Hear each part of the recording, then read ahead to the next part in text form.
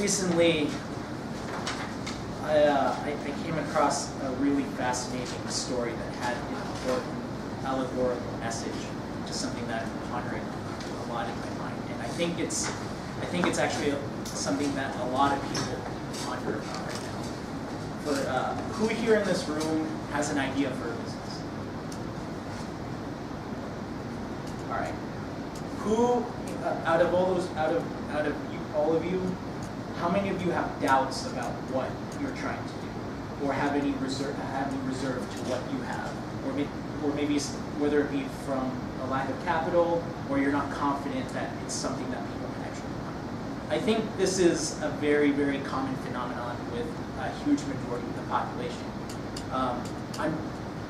I'm a big fan of podcasts, and I try to absorb a million different entrepreneurial and self-help books and all that stuff. I'm sure just like every one of you been victim to analysis paralysis, just overwhelmed by so much information, and it becomes almost like this self-help crack, and you just can't get anything done.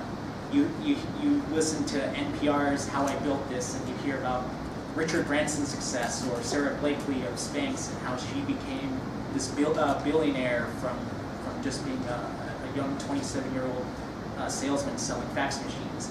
And then you have things like these lifestyle design gurus like Tim Ferriss, who talk about ways to hack into your success, and bring on guests and how he constructs each of their habits so you can take those little gems for yourself and implement them into your life. It can all seem overwhelming.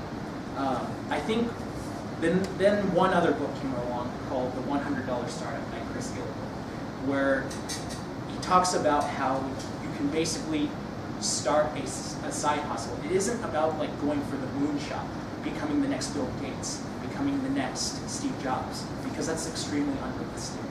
And it all begins with just a side hustle.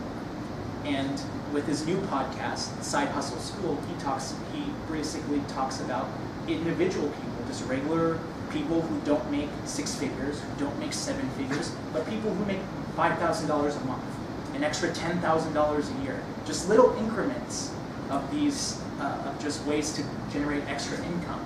And I really think this is where the economy is going to be going. With technological unemployment, with people being taken out of their jobs and people moving to the service sector, everyone's going to have to find ways to pay the bills, and that's going to come from side hustles. And it's cool with the advent of Shark Tank.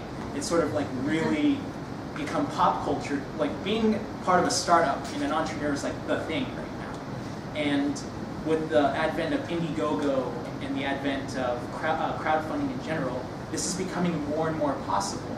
And I myself have a background just being an employee of the service sector. I was a chef for 7 years, and at one point it finally lost meaning to me because I got absorbed in that self-help crack, and I figured that there's just more to life. And in this past year, I have worked for 4 different startups, and I've learned quite a lot of interesting things about it. When startups are exciting because there's a message to be seen here. People run to them not necessarily for riches, but also they believe in the message, they believe in the product, they believe in the social change or whatever it can cause.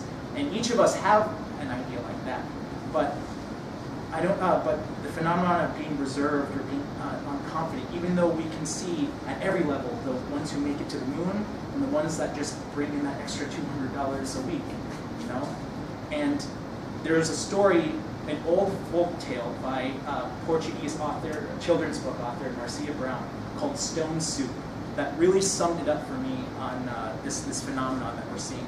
It takes place in an old medieval city, and basically there are 3 starving soldiers who are going around the village looking to get some food.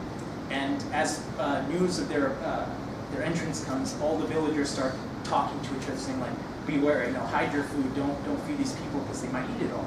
So one of the soldiers, realizing that they can't get any food, decides to knock on one of the villagers' doors and ask if he could borrow a cauldron and to cook some soups out of stones.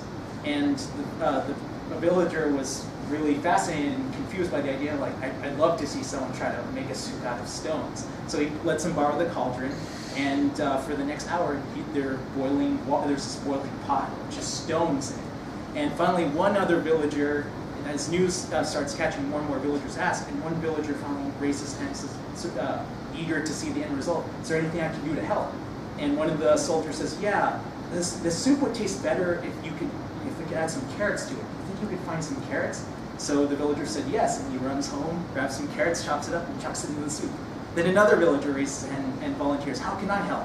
And they're like, I think potatoes would also taste good in this soup.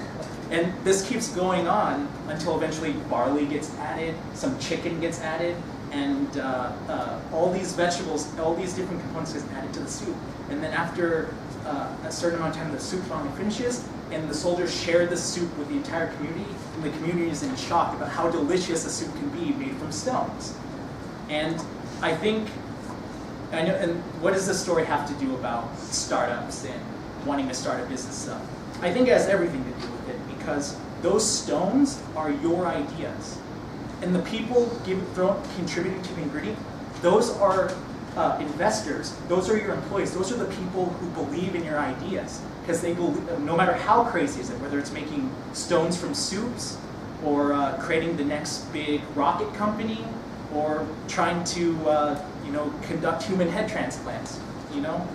The point is, people seem to gravitate towards people who believe in what they have to sell, and people who are passionate. And I think the story about Stone Soup sums up that, the only way that we can garner the attention of people is if we put ourselves out there, and not to be afraid to ask for help. In living, I think this is a wonderful time to be living, and because of the message that Stone Soup has to share, I think we should all take that leap forward and get people interested in our ideas. Thank you.